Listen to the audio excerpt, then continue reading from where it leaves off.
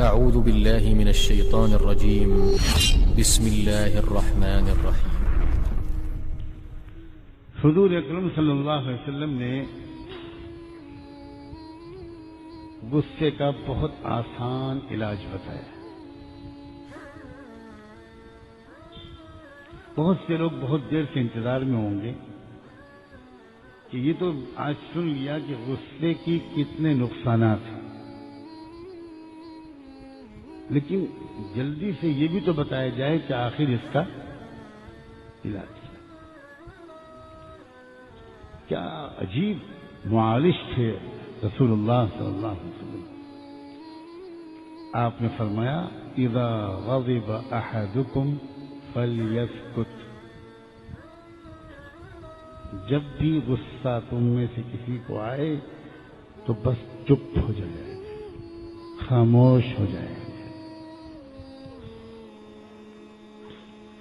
بہت مشکل علاج ہے۔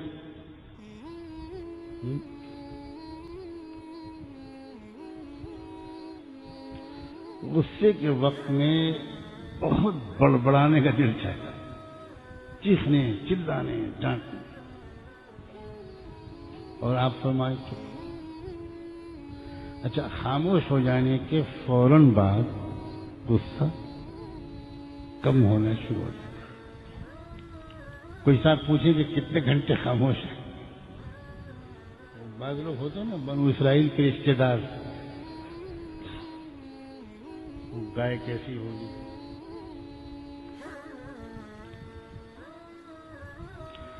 ان سے جواب میں عرض ہے کہ آپ کو یہ پوچھنے کی ضرورت نہیں ہوگی، آپ پہلے خاموش ہو کر دیکھیں تو آپ ابھی تک غصے کی حالت میں کبھی خاموش ہوئے ہی نہیں ہیں، اس لیے پوچھ رہے ہیں،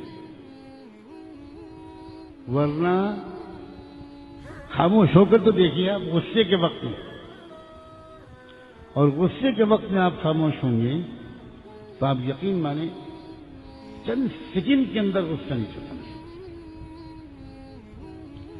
تھوڑی دیر کے بعد آپ جب بولیں گے تو آپ اب وہ غصے والی بات نہیں کریں، عقل والی بات کریں۔ تو غصہ جنون کے اقسام میں سے ایک قسم ہے، اس لیے جب غصہ انسان کو آتا ہے تو اس کی عقل ختم ہو جاتی ہے، مغلوب ہو جاتی ہے۔ تو جب غصہ ختم ہوتا ہے تب عقل واپس بیدار ہوتی ہے۔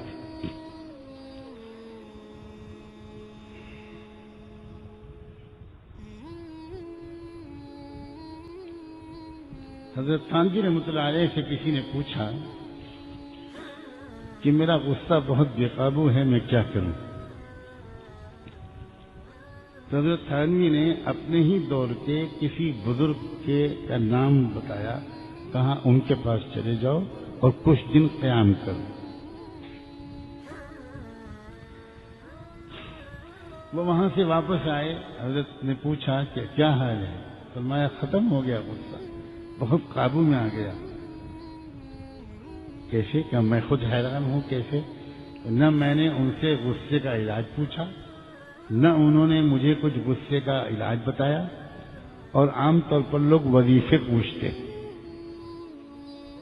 کچھ نہیں، لیکن بس میں ان کے ساتھ رہا، آپ نے کہا تھا، بس میں ان کو دیکھتا تھا کہ کیسے کیسے لوگ ان کے پاس آتے ہیں اور کیسے کیسے ایسی باتیں کرتے ہیں کہ مجھے غصہ آ جاتا تھا، لیکن وہ بالکل بہت ہی سمجھداری سے جواب دیتے تھے۔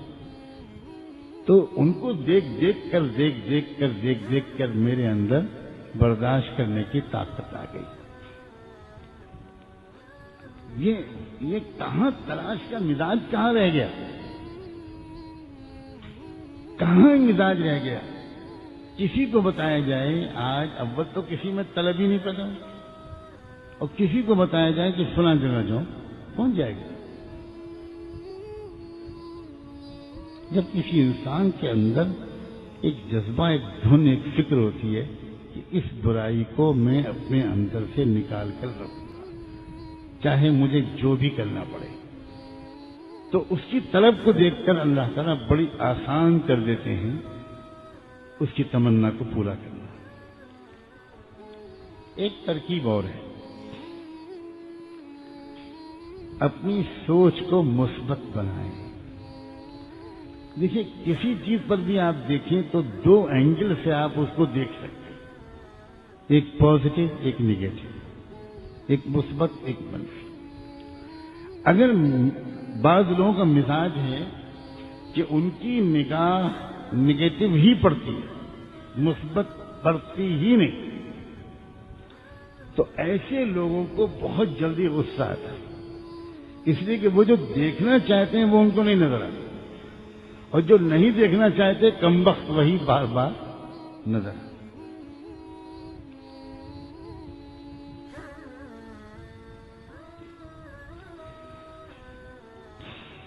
اتنی اونچی امیدیں قائم کر لیتے ہیں لوگ کہ وہ امیدیں جب پوری نہیں ہوتی تو وہ بھی ایک سبب بنتا ہے غصہ. اب شوہر صاحب شام کو گھر کی طرف واپس چلے. اب راستے میں وہ سوچ رہے ہیں، امیدیں لگائے ہیں کہ میں جو وہ دروازے کے قریب پہنچ کر بلکہ سڑک پر سے گاڑی کا ہارن بجاؤں گا تو میری بیوی بھاگتی ہوئی دروازے پر آ جائے، اور جہاں میں نے بیل بٹن پر ہاتھ رکھا اور افتح سم دروازہ کھل جائے گا، اور ملکہ کلوپترا یا حور العین بنی ہوئی میری بیوی دروازے پر کھڑی ہو، اور پھر میں گھر جاؤں گا تو شاہ جہاں کی طرح میرے جوتے اور موزے اتارے جائیں.